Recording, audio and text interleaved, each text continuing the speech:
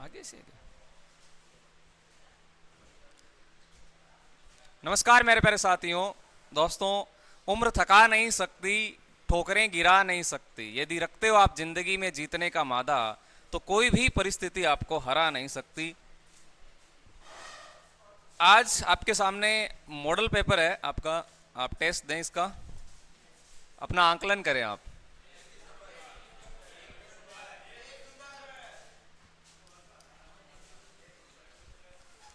पहला सवाल आपके सामने है, बताना, आंसर करना इसका।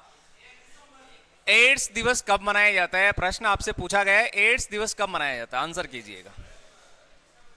आता है क्या? एड्स दिवस कब मनाते हैं? सवाल आपसे पूछा जा रहा है, एड्स दिवस कब मनाया जाता है? क्या 1 दिसंबर सही आंसर होगा? 22 मार्च, 5 जून या फिर 28 फरवरी? क्या सही आंसर होगा इसका? 1 दिसंबर, जी बिल्कुल सही है, 1 दिसंबर इसका सही आंसर होगा।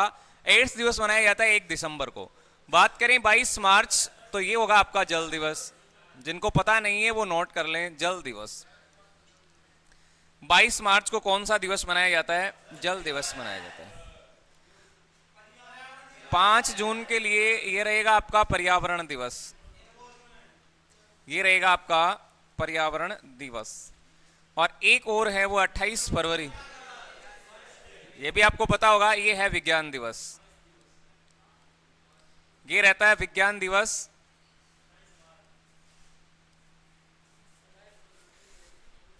तो सवाल आपसे पूछा गया विश्व एड्स दिवस कब मनाया जाता है, तो 1 दिसंबर, ये बिल्कुल इसका सही आंसर रहेगा।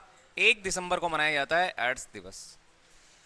इसके अलावा और देखें, 22 मई को कौन सा दिवस मनाया जाता है? 22 मई,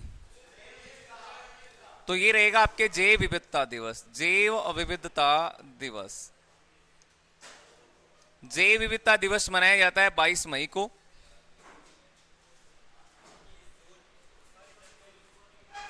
इसके अलावा 22 अप्रैल, 22 अप्रैल को कौन सा दिवस मनाया जाता है? 22 अप्रैल को पृथ्वी दिवस मनाया जाता है। कौन सा दिवस होता है? पृथ्वी दिवस।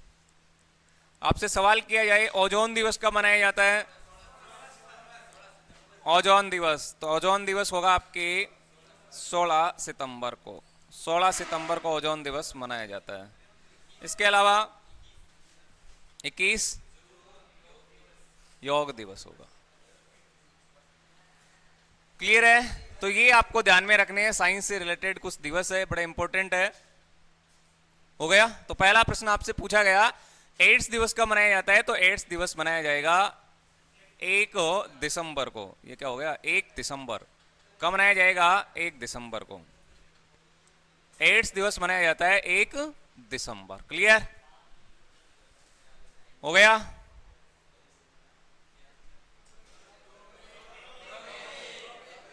इसका भी आंसर कर दें आप। क्या तंसु, क्या आंसर होगा इसका? कमरे के ताप पर द्रव अवस्था में पाई जाने वाली अ धातु, जरूर ध्यान देना, अ धातु पूछा गया है। अरे तंसु को बताने दो, तंसु बताएगा। कमरे के तापमान पर पाई जाने वाली द्रव अ धातु है, इनमें से कौन सी रहेगी? ब्रोमीन, पारा, लेड या फिर ग्रेफाइट? क्या करें आंसर इसका? अ धातु पूछा जा रहा है। यदि आपसे धातु पूछा जाता है तो फिर आंसर इसका पारा होना चाहिए था, लेकिन अ धातु पूछा गया है, तो इसका आंसर क्या रहेगा? ब्रोमीन बिल्कुल सही है। ब्रोमीन अ धातु है जो कमरे के तापमान पर गलित अवस्था में या फिर द्रव अवस्था में पाई जाती है। आप गलित अवस्था कह सकते हैं इसको, गलित अवस्था, या फिर द्रव अवस्था आप बोल सकते हैं इसको। तो ब्रोमीन आंसर रहेगा। पारा यदि आपसे पूछा जाए तो ये धातु है। ये क्या है? धातु है जो कमरे के तापमान पर द्रव अवस्था में पाई जाती है। जो कमरे के ताप पर द्रव अवस्था में पाई जाती है। ध्यान दीजिएगा, ये एक धातु है जिसको हम मरकरी कहते हैं। क्या कहते हैं? मरकरी कहते हैं। इसी को मरकरी बोला जाता है। Hg, हाइड्रेजियम या फिर पारा, दिख नहीं रहेगा? ये लो, पारा ऐसी धातु है जो कमरे के तापमान पर द्रव अवस्था में पाई जाती है। धातुएं आपको ध्यान में होनी चाहिए। लेड क्या है? लेड ये है क्या?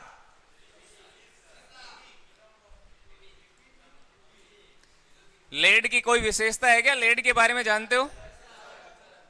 ये विद्युत या उष्मा की क्या है? विद्युत या उष्मा की सर्वोत्तम कुचालक है। सर्वोत्तम कुचालक धातु है, ये ध्यान में रखना, सर्वोत्तम कुचालक। तो ये भी नहीं होने वाला। यदि आपसे सुचालक पूछा जाता तो फिर चांदी होनी चाहिए थी। उष्मा की सर्वोत्तम सुचालक धातु यदि पूछा जाए, उष्मा की, नोट कर लें आप, उष्मा की सर्वोत्तम सुचालक धातु पूछा जाए, सुचालक धातु, तो क्या आंसर होगा? चांदी, या फिर इसको कॉपर के रूप में दर्शाया जा सकता है, ऑप्शन के अकॉर्डिंग होगा ये। चांदी सर्वोत्तम है, उसके बाद में कॉपर है। ग्रेफाइट अ धातु है, ये भी क्या है? अ धातु है। ग्रेफाइट अ धातु है जो कमरे के ताप,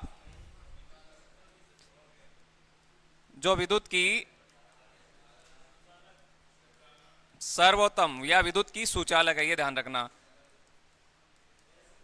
ग्रेफाइट क्या है? ग्रेफाइट अ धातु है जो विद्युत की सुचालक होती है।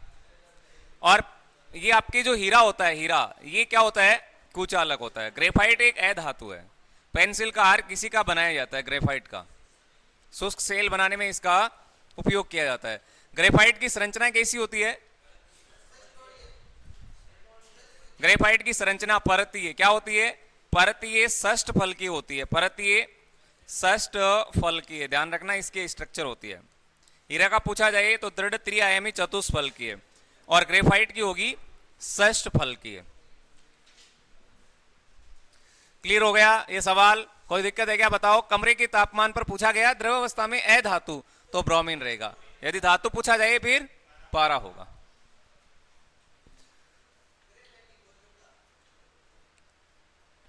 हो गया? ले ले नेक्स्ट।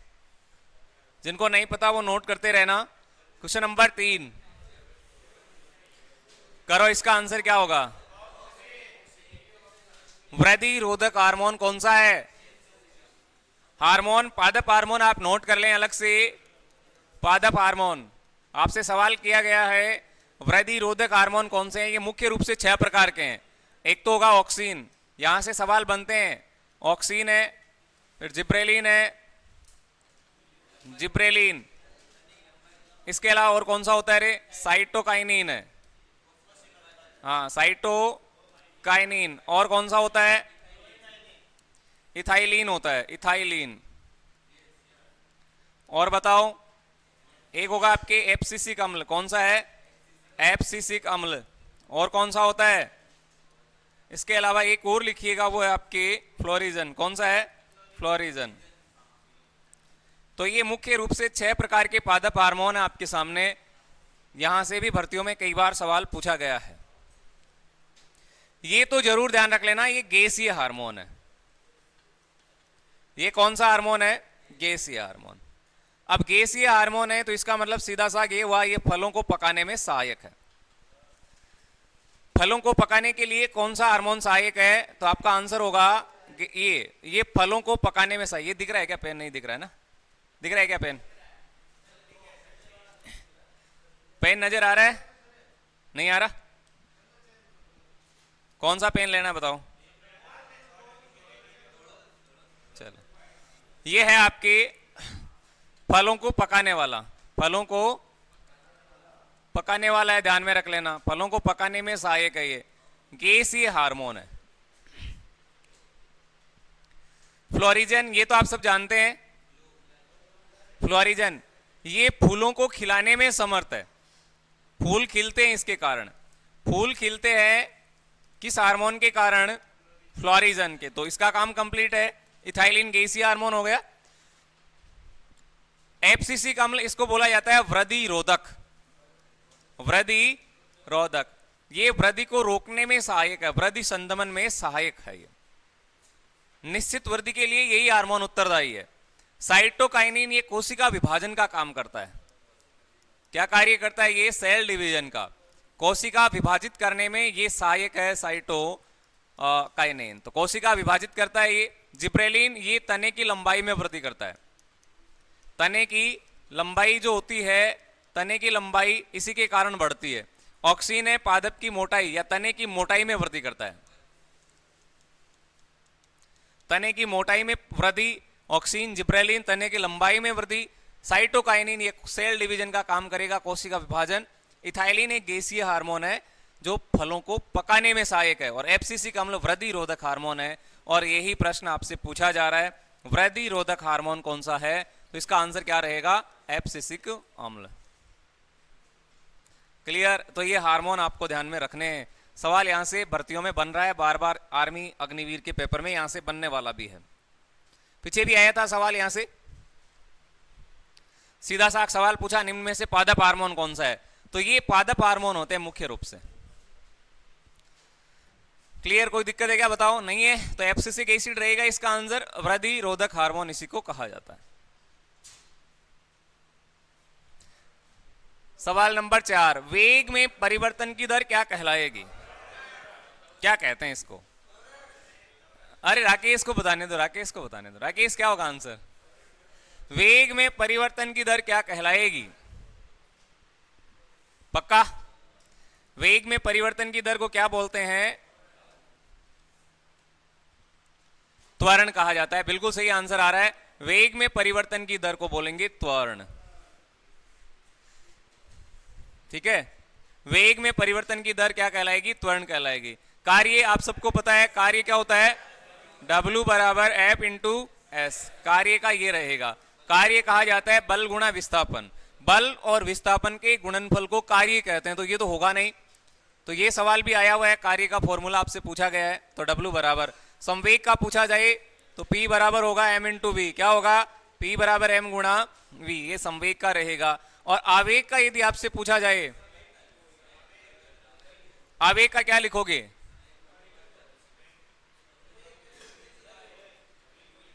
बताओ भाई, आवेग का क्या लिखने वाले हो? तो F गुणा T लिखने वाले हो। बल गुणा समय, ये कहलाएगा आवेग। तो प्रश्न आपसे पूछा गया त्वरण। त्वरण वेग में परिवर्तन की दर है। किसी वस्तु को आप ऊपर ऐसे ऐसे फेंकते हो, है? एक ही बात है भगाना और फेंकना। तो क्या होगा? इसके वेग में परिवर्तन होगा, धीरे धीरे इसमें कमी आएगी। और ये वेग में जो कमी आएगी उसको क्या बोलते हैं? मंदन भी कहा जाता है। क्या कहते हैं? मंदन। क्या कहते हैं इसको? मंदन भी बोला जाता है। याद है क्या आपको? मंदन किसको कहेंगे? ऋणात्मक हो गया ये। कमी, वेग में कमी जहां होती है उसको मंदन भी कहा जाता है। तो ये भी आप जरूर ध्यान में रख सकते हैं। त्वरण किसको कहेंगे? वेग में परिवर्तन की दर को बोलेंगे त्वरण। क्लियर? नेक्स्ट, इसका आंसर कर दें। मानव मस्तिष्क का कौन सा भाग भूख, प्यास, ताप पर नियंत्रण करता है? यदि आप 15 में से 15 सही करते हो तो बड़ा अच्छा होगा। मानव मस्तिष्क में कौन सा भाग है जो भूख, प्यास, ताप पर नियंत्रण करता है?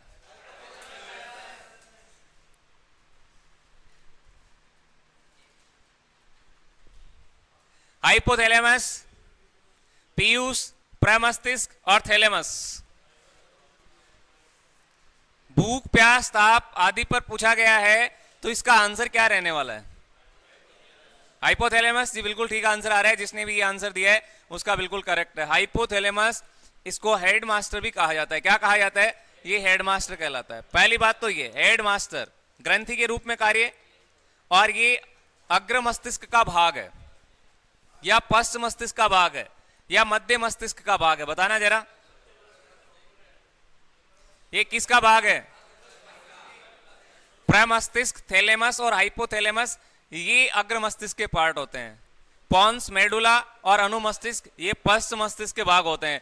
जबकि मध्य मस्तिष्क है वो दो पिंडों में विभाजित है, आपको पता है, वो कार्पोरा क्वाड्रिजेमिना कहलाता है। तो हाइपोथैलेमस को हेडमास्टर भी कहा जाता है। और इससे दो प्रकार के हार्मोन भी निकलते हैं, एक तो मोचक हार्मोन होता है और दूसरा क्या है? निरोधी हार्मोन होता है।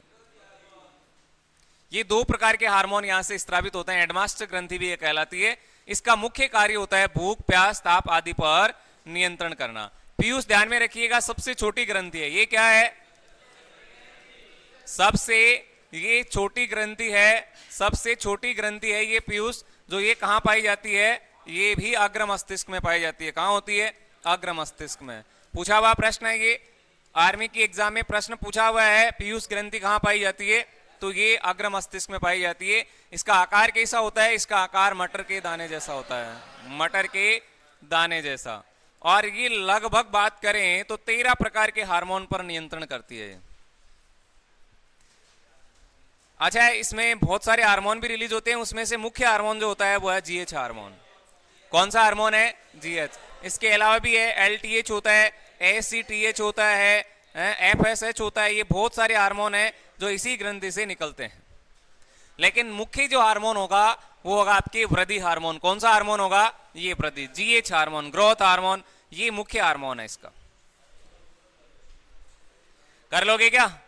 तो मानव मस्तिष्क का कौन सा भाग है भूख, प्यास, ताप आदि पर नियंत्रण करता है, तो हाइपोथैलेमस भाग है जो अग्र मस्तिष्क का पार्ट है।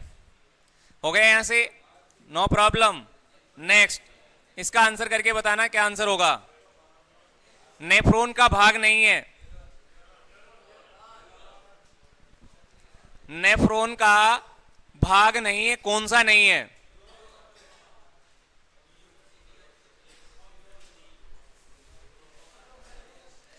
अरे कौन सा नहीं है नेफ्रॉन का भाग, बताना भाई। नेफ्रॉन की स्ट्रक्चर आपने देखी है क्या? ये नेफ्रॉन है, हाँ इसको ही बोला जाता है। बिल्कुल सही आंसर आ रहा है।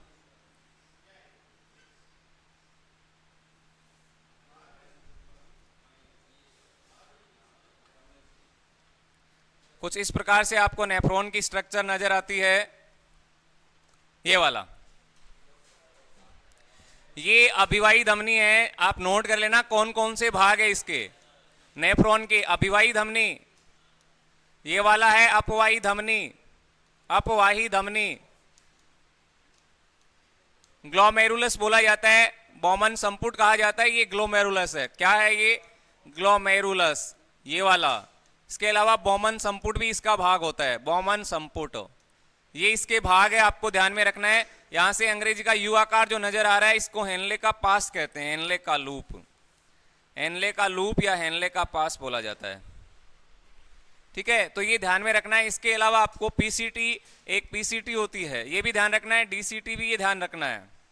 तो ये बहुत सारे इसके भाग है जो आपको ध्यान में होने चाहिए। यानी समीपस्थ नलिका और दूरस्थ नलिका, ये समीपस्थ नलिका है, ये दूरस्थ नलिका है, समीपस्थ नलिका, ये दूरस्थ नलिका है। तो बताओ इसमें से कौन कौन से पार्ट आ रहे हैं। हेनले का लूप ये रहा, ग्लोमेरुलस भी आया है क्या, ये रहा बिल्कुल ग्लोमेरुलस, ये भी इसका पार्ट होता है। बॉमन संपुट, ये रहा इसका पार्ट बॉमन संपुट, लेकिन ये वाला नहीं है न्यूरॉन। न्यूरॉन किसका भाग है, न्यूरॉन तंत्रिका कोशिका का भाग होता है। दो तंत्रिका कोशिका के बीच में खाली स्थान को क्या कहा जाता है, न्यूरॉन कहा जाता है। तो ये वाला नहीं रहेगा, न्यूरॉन नहीं है। बाकी सारे के सारे पार्ट किसके है, नेफ्रॉन के भाग है, जरूर ध्यान में रख लेना। और नेफ्रॉन क्या है, नेफ्रॉन क्या है, किडनी की इकाई है। वृक्क की संरचनात्मक और क्रियात्मक इकाई को बोला जाता है नेफ्रॉन, ये लीजिएगा। तो इस प्रश्न का आंसर जो रहेगा न्यूरॉन। न्यूरॉन इसका पार्ट नहीं है, न्यूरॉन तंत्रिका कोशिका का भाग है। किसका है, तंत्रिका कोशिका। और तंत्रिका कोशिका मानव शरीर की सबसे लंबी कोशिका भी होती है। सबसे लंबी कोशिका कौन सी है, तंत्रिका कोशिका। तो ये वाला नहीं रहेगा न्यूरॉन, बाकी इसके पार्ट सारे के सारे।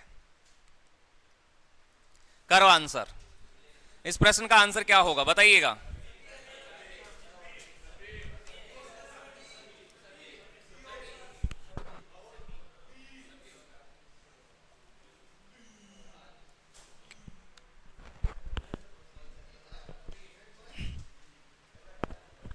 क्या करें इसका आंसर, स्थितिज ऊर्जा पूछा जा रहा है, निम्न में से उपस्थित है किसमें है। अच्छा, सबसे पहले ये पता होना चाहिए स्थितिज ऊर्जा है क्या। अरे स्थितिज ऊर्जा किसको कहते हैं, स्थितिज ऊर्जा ध्यान में रखिएगा, किसी वस्तु में, नोट कर लें आप, किसी वस्तु में निहित, किसी वस्तु में निहित उसकी स्थिति के कारण जो ऊर्जा उत्पन्न होती है, उसकी स्थिति के कारण, उसकी स्थिति के कारण, उसकी स्थिति के कारण जो ऊर्जा उत्पन्न होती है उसको क्या बोलेंगे, जो ऊर्जा उत्पन्न होती है उसको क्या पढ़ेंगे, स्थितिज ऊर्जा कहेंगे। यानी किसी वस्तु में उसकी स्थिति के कारण जो ऊर्जा उत्पन्न होगी उसको पढ़ेंगे स्थितिज ऊर्जा। जैसे बात करें घड़ी की चाबी, घड़ी की चाबी में यही होती है, जैसे आपके ये होता है गुलेल, और इसके अलावा और बताओ कौन सा होता है? बांध का पानी हो गया, खींचा हुआ धनुष भी होगा, ये बिल्कुल सही है, खींचा हुआ धनुष। इन सब में क्या होता है? खींचा हुआ धनुष। इन सब में स्थितिज ऊर्जा ही होगी, ठीक है। और इसके अलावा एक गतिज ऊर्जा। ये सारे के सारे उदाहरण तो स्थितिज ऊर्जा के रहने वाले हैं, इसका मतलब डी सही आंसर होगा, ये इसका सही आंसर रहने वाला है। और किसी वस्तु में गति के कारण जो ऊर्जा उत्पन्न होती है उसको कहते हैं गतिज ऊर्जा। और यांत्रिक ऊर्जा पूछा जाए तो गतिज प्लस स्थितिज दोनों का योग, गतिज ऊर्जा और प्लस स्थितिज ऊर्जा, इन दोनों का योग क्या कहलाएगा? इन दोनों का योग कहलाएगा यांत्रिक ऊर्जा। और यांत्रिक ऊर्जा धरातल से ऊपर जो गतिमान है उसको बोलेंगे ना, धरातल से ऊपर। जैसे घड़ी का पेंडुलम, घड़ी का पेंडुलम, अब ये गति करता है, धरातल से ऊपर है, हिलता रहता है ये, ठीक है, तो इसको बोलेंगे यांत्रिक ऊर्जा। तो आपसे सवाल किया गया था स्थितिज ऊर्जा का, तो ये सभी के सभी आंसर रहेंगे, सारे के एग्जाम्पल स्थितिज ऊर्जा के ही है। बोलो, क्लियर हो गई बातें? ले लें आगे इसको, नेक्स्ट।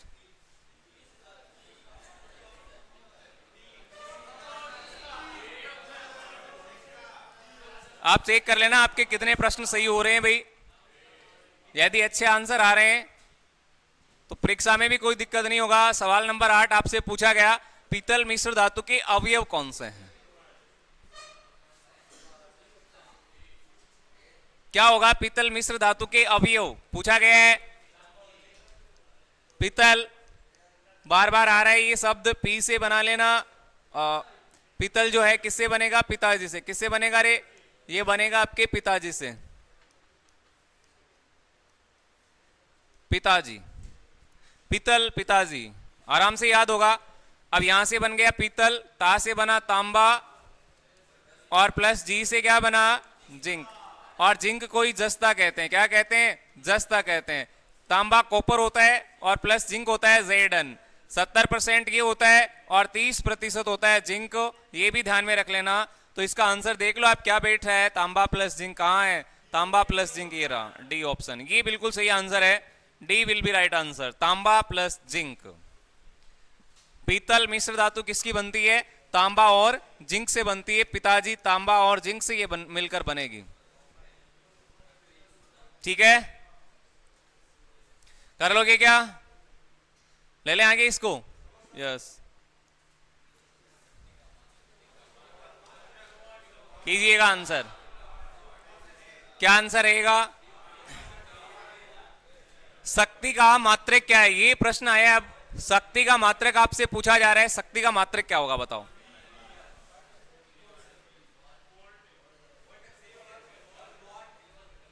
कीजिएगा आंसर, करें फटाफट। शक्ति का मात्रक क्या रहेगा? अरे ये पीछे वाले बताओ, पीछे वाले ऐसे ही बैठे हैं।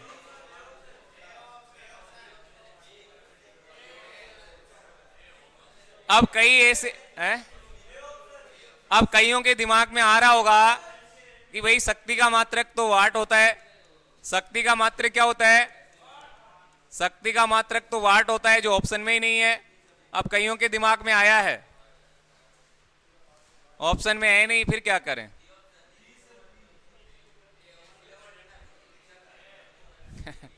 डेसिबल किसका होता है? डेसिबल होता है ध्वनि का। ध्वनि का मात्रक क्या होता है? डेसिबल। 0 डिग्री सेंटीग्रेड पर वायु में ध्वनि की चाल बताना जरा कितनी होती है? ध्वनि की चाल कितनी होती है? 331 मीटर प्रति सेकंड होती है, ठीक है। और सवाल पूछा जाए वायु और प्रकाश में से चाल ज्यादा किसकी है? प्रकाश की होगी क्या? प्रकाश की निर्वात में चाल होती है 3 × 10⁸ मीटर प्रति सेकंड। तो ये होगा ध्वनि का मात्रक है। ये तो है डेसिबल है किसका? ध्वनि का मात्रक है, ठीक है। ध्वनि का मात्रक क्या कहलाएगा? डेसिबल। आवृत्ति का मात्रक क्या होता है? हर्ट्ज।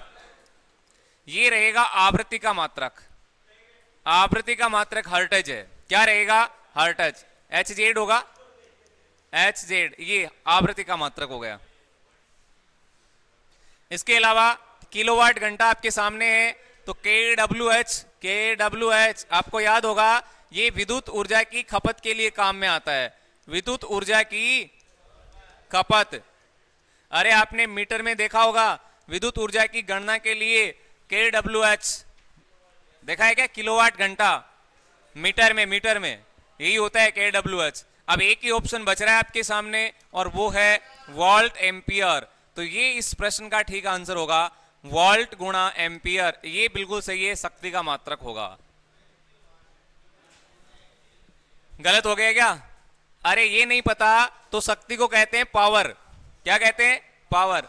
तो P बराबर होता है M गुणा V, M गुणा V, ये होता है क्या है, ये होता है, तो ये संवेग के लिए काम में लेंगे। इसके अलावा P बराबर क्या होता है, P बराबर V इंटू आई होता है, V इंटू आई होता है, तो V के लिए वोल्ट हो गया और I के लिए क्या हो गया, I के लिए हो गया एम्पियर, तो ये बिल्कुल सही बैठने वाला है, तो ये रहेगा इसका आंसर, ये इसका आंसर बिल्कुल सही है। कर लोगे? यस। नेक्स्ट, इसका आंसर करो फटाफट।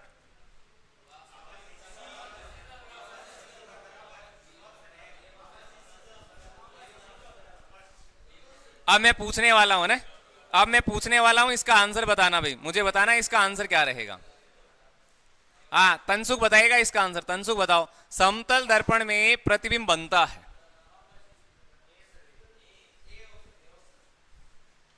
समतल दर्पण में प्रतिबिंब बनता है, कैसा बनता है, आभासी, सीधा, वस्तु के बराबर, वास्तविक, सीधा, बराबर, आभासी, उल्टा, बराबर, वास्तविक, उल्टा और बड़ा। अब ये भी गलत होता है ना, तो फिर समस्या बढ़ जाएगी। हाँ राकेश, राकेश बताओ इसका आंसर क्या रहने वाला है। अच्छा, ऑप्शन जैसे ये आ रहे हैं ना, तो सबसे पहले आपको ऑप्शन काटने भी आने चाहिए। याद रखना, वास्तविक के साथ सीधा नहीं, उल्टा होता है हमेशा। वास्तविक के साथ सीधा कभी नहीं आता, वास्तविक के साथ क्या आता है, उल्टा आता है। वास्तविक के साथ उल्टा आएगा, वास्तविक के साथ सीधा नहीं आएगा, तो ये ऑप्शन तो पहले ही कट गया, ये वाला तो वैसे ही कट गया। वास्तविक जहां लिखा मिलेगा वहां उल्टा होगा, सीधा नहीं होगा, तो ऑप्शन तो ऐसे ही कट गया। आभासी के साथ में उल्टा नहीं आता, आभासी के साथ में सीधा आता है, तो ये भी खत्म।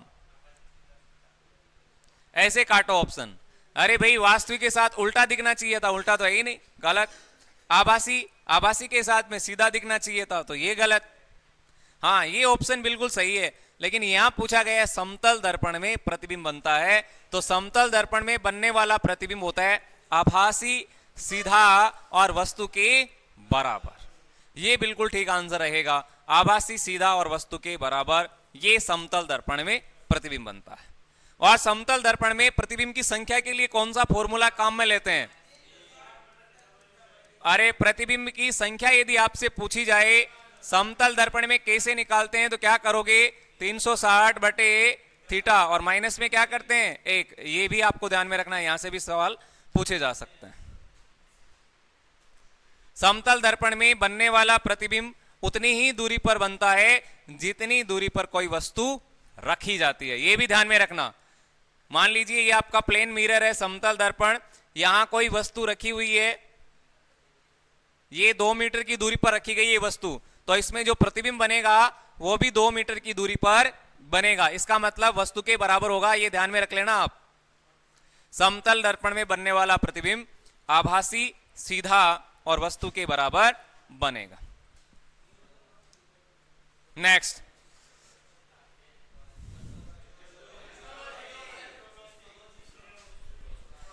क्या आंसर होगा इसका, आंसर करके बताओ अशोक।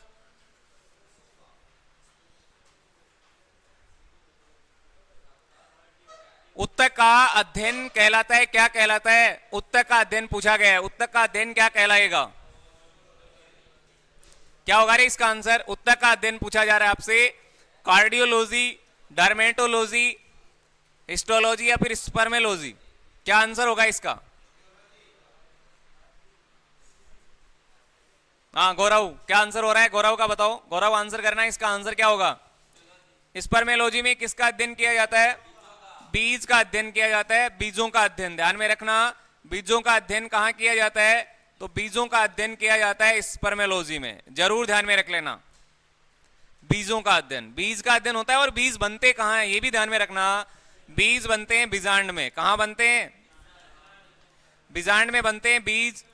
और यदि आपसे पूछा जाए क्या फल कहाँ बनते हैं, तो ये ध्यान में रखना, फल जो बनते हैं वो बनते हैं अंडाशय में। ये कई बार प्रश्न आते हैं, गलत हो जाते हैं। फल बनता कहाँ है? अंडाशय में। परिपक्व अंडाशय ही फल कहलाता है। परिपक्व अंडाशय ही क्या कहलाता है? फल कहलाता है।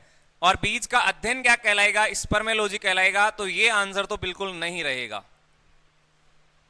ये तो नहीं रहने वाला। इसके अलावा आपसे आपके सामने कार्डियोलॉजी, ये तो आपको पता ही होगा। आप कई बार हॉस्पिटल जाते हैं तो वहां जो कमरा कक्ष होता है उसके आगे लिखा हुआ मिलता है कार्डियोलॉजिस्ट, देखा है क्या? है? कार्डियोलॉजी में किसका अध्ययन किया जाएगा? हड्डियां? अरे भाई हड्डियों में नहीं होता। हड्डियां जो होती है ना, हड्डियां का अध्ययन कहलाता है ऑस्टियोलॉजी। क्या कहलाता है? ऑस्टियोलॉजी कहलाता है। ऑस्टियोलॉजी ये हड्डियों का अध्ययन कहलाता है, ये तो नहीं रहेगा। ऑस्टियोलॉजी में हड्डियों का अध्ययन किया जाता है। डर्मेटोलॉजी, ये भी ध्यान में रखना, ये भी नहीं होगा। डर्मेटोलॉजी में त्वचा का अध्ययन किया जाता है। किसका? त्वचा का अध्ययन। त्वचा का अध्ययन किसमें किया जाता है? तो डर्मेटोलॉजी होगा, त्वचा का अध्ययन। और ध्यान में रखना, सबसे बड़ा अंग है ये मानव का। सबसे बड़ा अंग कौन सा है? तो सबसे बड़ा अंग होता है आपके त्वचा। सबसे बड़ा अंग कौन सा है? त्वचा। सबसे व्यस्ततम अंग पूछा जाए तो हृदय। और मानव शरीर का प्रमुख अंग पूछा जाए तो भी हृदय आंसर होगा। क्या होगा? हृदय होगा। समझ गए क्या? मानव शरीर का प्रमुख अंग कौन सा है? हृदय। हृदय को बोला जाता है पंपिंग स्टेशन। क्या कहते हैं? Pumping station.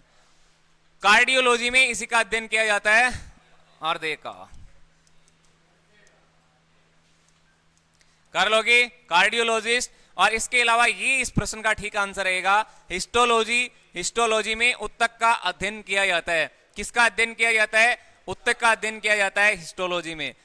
हाँ, विज्ञान की वह शाखा जिसमें ऊतक का अध्ययन किया जाता है क्या कहलाएगा? हिस्टोलॉजी कहलाएगा। तो हिस्टोलॉजी इस प्रश्न का आंसर बिल्कुल सही है। जिसने भी सही दिया है वो धन्यवाद का पात्र, उसकी तैयारी अच्छी है। नेक्स्ट ये लीजिएगा, करें आप इसका आंसर करें। क्या आंसर होगा?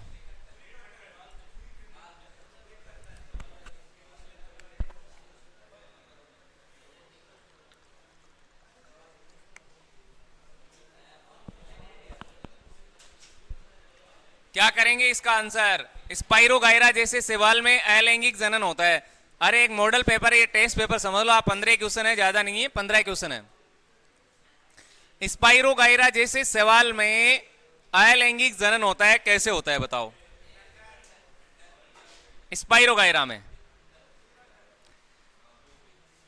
विखंडन, आंसर विखंडन आ रहा है। इसके अलावा द्विखंडन, मुकुलन और पुनरुद्भवन। आप ये नोट कर लें, यहां से सवाल पिछली बार भी आया था एग्जाम में, फिर बन सकता है।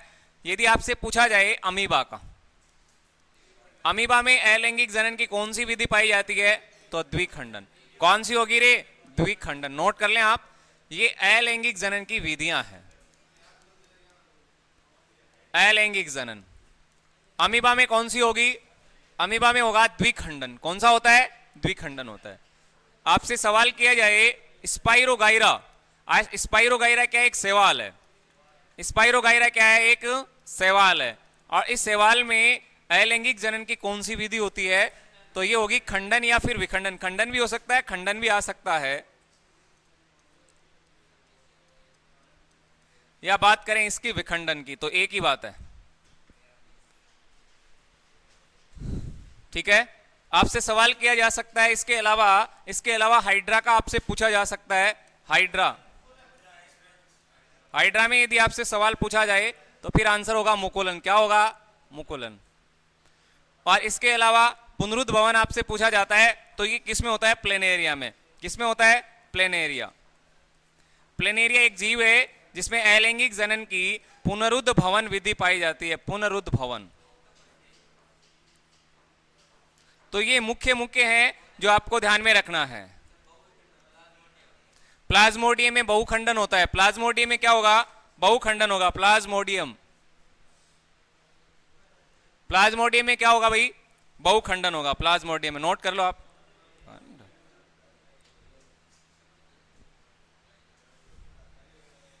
प्लाज्मोडियम ये भी नोट कर लो आप। प्लाज्मोडियम में यदि आपसे पूछा जाए तो फिर बहुखंडन बताना है। क्या बताओगे? बहुखंडन। तो ये मुख्य है, ठीक है, कर लोगे। ब्रायोफिल्म जो होता है पत्थर चट्टा, उसमें कायिक जनन होता है। क्या कौन सा होता है?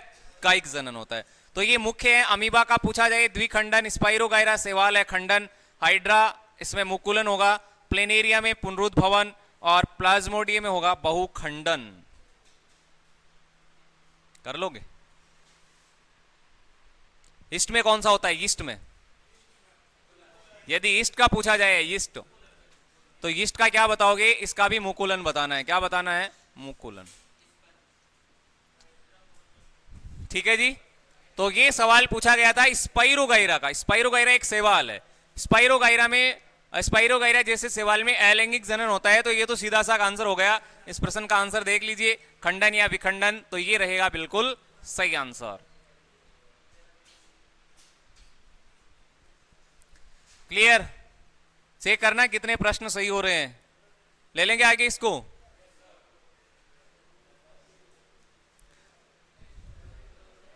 अगला सवाल, इसका आंसर कीजिएगा। क्या रहेगा इसका जवाब? प्रश्न आपसे पूछा जा रहा है डायनामो द्वारा ऊर्जा रूपांतरण होता है। डायनामो,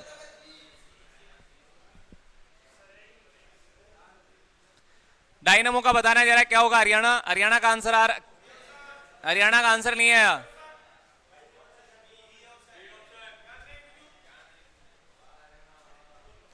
यदि ऐसा सवाल आता है तो क्या आंसर होना चाहिए इसका?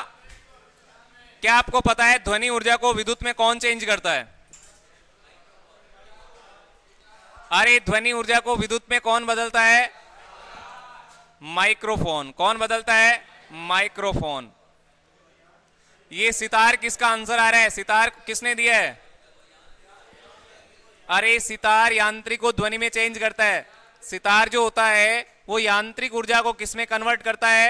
यांत्रिक को करता है ध्वनि में। गलत मत कर देना। ये सितार यांत्रिक को ध्वनि में चेंज करता है। ध्वनि ऊर्जा को विद्युत में बदलता है माइक्रोफोन। और लाउड स्पीकर, यदि लाउड स्पीकर पूछा जाए, लाउड स्पीकर फिर क्या करोगे? लाउड स्पीकर क्या करता है? ध्वनि को, लाउड स्पीकर क्या करेगा? विद्युत को ध्वनि में, किसको? विद्युत को किस में चेंज करेगा? ध्वनि में चेंज करेगा। ये रहेगा अपना सवाल। तो ये डायनामो को पूछा जा रहा है। डायनामो हमेशा ध्यान में रखिएगा यांत्रिक ऊर्जा को किस में बदलता है? विद्युत ऊर्जा में। बी सही आंसर है। जिसका भी बी सही आंसर आ रहा है वो बिल्कुल ठीक है। अच्छा, इसके अलावा विद्युत को यांत्रिक में ये कौन चेंज करता है? तो ये ध्यान में रखना, विद्युत मोटर। कौन चेंज करता है? विद्युत मोटर। विद्युत मोटर चेंज करती। और एक और है रासायनिक ऊर्जा को विद्युत में, तो ये हो गया आपके विद्युत सेल। क्या हो गया? विद्युत सेल। सेल जो होता है वो रासायनिक ऊर्जा को विद्युत ऊर्जा में बदलता है। तो ये सवाल अपना था डायनामो वाला। तो डायनामो यांत्रिक ऊर्जा को किस में बदलता है? विद्युत ऊर्जा में बदलता है। करें आप इसको, नोट कर लें। बड़ा इंपॉर्टेंट सवाल है, बहुत ज्यादा महत्वपूर्ण प्रश्न है, एग्जाम में बनता है ऐसा सवाल, इंपॉर्टेंट रहेगा ये डायनामो का। ले लें आगे। दो प्रश्न और बचे हुए हैं। मक्खन में गंध किस कारण आती है? मक्खन में गंध आने का कारण आपसे पूछा जा रहा है, किसके कारण ऐसा होता है? बताइए, बताइएगा इसका आंसर क्या रहेगा? गौरा जी, हाँ किशन गौरा, मक्खन में गंध किसके कारण आती है? गंध का मतलब सुगंध, सुगंध समझना आप। मक्खन में इसका आंसर क्या रहेगा? मक्खन में गंध किस कारण आती है? मैलिक अम्ल, ब्यूटारिक अम्ल, टार्टरिक अम्ल और सिट्रिक अम्ल। क्या आंसर करूं बताओ फटाफट। हाँ सुनील, क्या आंसर होगा? यस, सिट्रिक अम्ल किसमें होता है?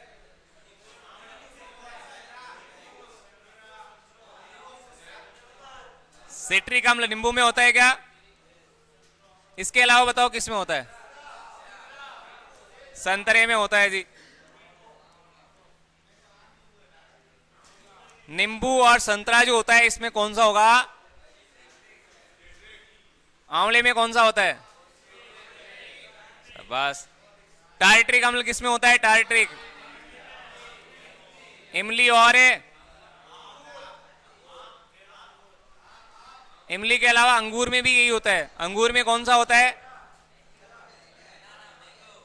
अंगूर में भी टार्टरिक एसिड होता है।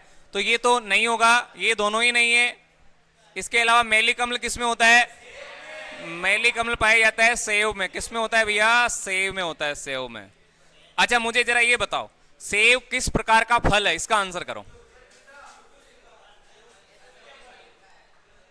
सेव किस प्रकार का फल है और सेव का कौन सा भाग खाया जाता है? थैलेमस खाते हैं कि इसका पुष्पासन?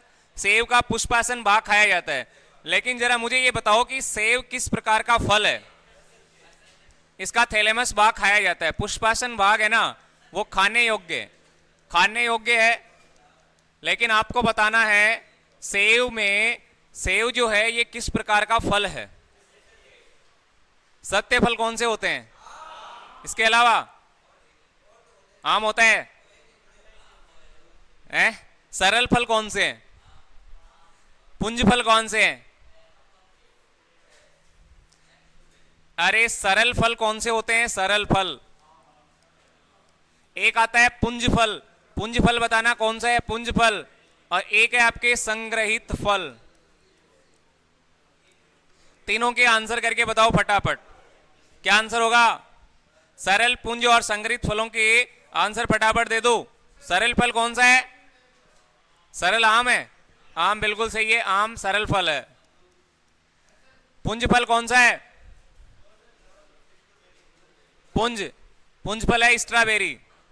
कौन सा है? स्ट्रॉबेरी होता है, वह पुंज फल है। और सहतूत और कटहल जो है वो संग्रहित फल है। क्या है? सहतूत और कटहल, ये होता है आपके संग्रहित फल। नोट कर लेना। सहतूत के पेड़ पर ध्यान में रखना, रेशम का कीट पाया जाता है। रेशम का कीट, रेशम का कीट जो होता है बॉम्बिक्स मोराई। कौन सा होता है? Bombyx mori. और ये कहां पाया जाता है? रेशम के कीट पर। और रेशम के कीट को पालना क्या कहलाता है? सेरीकल्चर कहलाता है। अब बोलो, बहुत सारे प्रश्न तैयार हो रहे हैं आपके। सेरीकल्चर, रेशम के कीड़े को पालना क्या कहलाएगा? सेरीकल्चर कहलाएगा। और रेशम के कीट का नाम क्या है? Bombyx mori. तो इमली और अंगूर में होगा टार्टरिक अम्ल, नींबू संतरा जैसे पदार्थ है इसमें सिट्रिक अम्ल, मैलिक अम्ल हो गया सेव। बचा एक ही ऑप्शन ब्यूटारिक एसिड, ये वाला बिल्कुल ठीक है, ये सही आंसर है।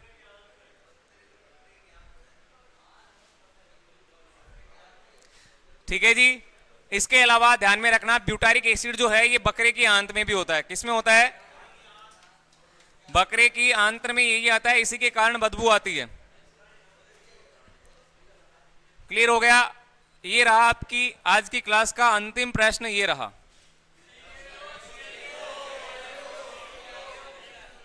करो आंसर, क्या आंसर होगा इसका? विरंजक चूर्ण का रासायनिक सूत्र आपसे पूछा जा रहा है।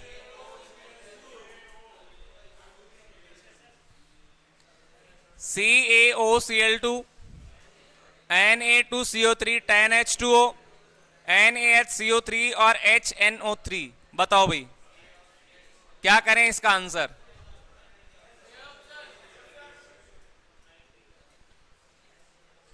अच्छा ये क्या है? तनसुख मुझे बता रहा है। तनसुख बताओ।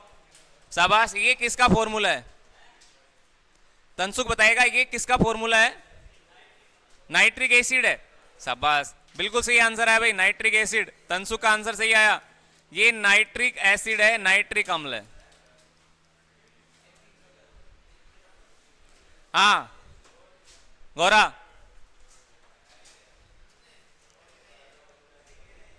किशन, किशन का आंसर आना चाहिए। NaHCO3 ये किसका फॉर्मूला है? बेकिंग सोडा, पक्का? यस, बिल्कुल सही है। ये बेकिंग सोडा है, खाने का सोडा कहते हैं इसको। क्या कहते हैं? बेकिंग सोडा, या फिर इसको कहते हैं खाने का सोडा। खाने का सोडा है। पेट की अम्लता को उदासीन करने में भी इसका उपयोग किया जाता है। बेकिंग सोडा को गर्म करने पर कौन सी गैस निकलती है? ध्यान में रखना, बेकिंग सोडा को गर्म करने पर कौन सी गैस निकलती है? CO2 गैस निकलती है, जिसके बहुत सारे उपाय मैंने आपको बताए, इसके यूज बताए मैंने। कोल्ड ड्रिंक, शीतल पेय पदार्थों में, इसके अलावा अग्निशामक यंत्र में, ये ड्राई आइस कहलाती है ना, बहुत सारे यूज भी इसके बताए गए। Na2CO3 10H2O।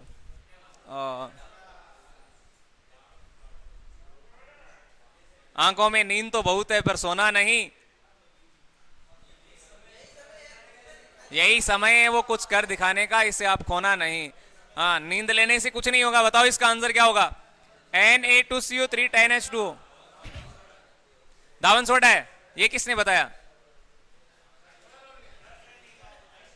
दावन सोडा है क्या? नहीं, बिल्कुल ये दावन सोडा है। धोने का सोडा कहते हैं इसको, धोने का सोडा, या फिर इसको धावन सोडा बोलेंगे। क्या बोलेंगे भैया? धावन है सोडा। अरे जल दिख रहे हैं ना आप में, इसमें जल नहीं दिख रहा है क्या? धावन सोडा में जल के कितने अणु पाए जा रहे हैं? 10। शाबाश, बिल्कुल सही आंसर आ रहा है। तो ये धावन सोडा है, और धावन सोडा इसका उपयोग कहां किया जाता है? जल की स्थायी कठोरता को दूर करने में। नोट कर लेना, जल की स्थायी कठोरता दूर करने में उपयोगी है। जल की स्थायी कठोरता को दूर करने में उपयोगी है। कौन उपयोगी है? धावन सोडा। जल की स्थायी कठोरता को दूर करने में धावन सोडा का उपयोग किया जाता है। और ऑप्शन एक ही बच रहा है अब तो ऑप्शन ही एक बच रहा है, और ये रहा CaOCl2। इसको बोला जाता है विरंजक चूर्ण। क्या बोला जाता है इसको? विरंजक चूर्ण कहा जाता है, या फिर ऐसे कहें इसको क्या कहते हैं? ब्लीचिंग पाउडर कहते हैं इसको। क्या कहते हैं भैया? Bleaching powder. ब्लीचिंग पाउडर कहा जाता है इसको। इसका उपयोग कहां होता है? बताओ, इसका उपयोग कहां करेंगे? विरंजक चूर्ण का उपयोग कहां करते हैं रे? इसका उपयोग जल के शुद्धिकरण में उपयोग किया जाता है। इसको जल को शुद्ध करने में, पानी को शुद्ध करने में इसका उपयोग किया जाता है। पानी के शुद्धिकरण के लिए इसका यूज किया जाता है विरंजक चूर्ण का। इसके अलावा कपड़ों के विरंजन में भी ये सहायक है। लॉन्ड्री में किया जाता है इसका उपयोग। लॉन्ड्री जानते हो ना? हाँ, कपड़ों के विरंजन में इसका उपयोग किया जाता है। तो ये रहा आपका विरंजक चूर्ण CaOCl2। तो ये आपका मॉडल पेपर, टेस्ट पेपर, सवाल 15। इस तरह से आपके एग्जाम में भी सवाल बनेंगे। ठीक है, तो ऐसा है क्या कोई जिसके पूरे में से पूरे सही हो रहे हैं? टोटल 15 क्वेश्चन थे, पूरे में से पूरे किसके सही हो रहे हैं? किसी के नहीं हुए क्या? एक गलत भी हुआ है। ठीक है, तो ये थी आज की हमारी क्लास। मिलते हैं आगे, तब तक के लिए जय हिंद, जय भारत, वंदे मातरम।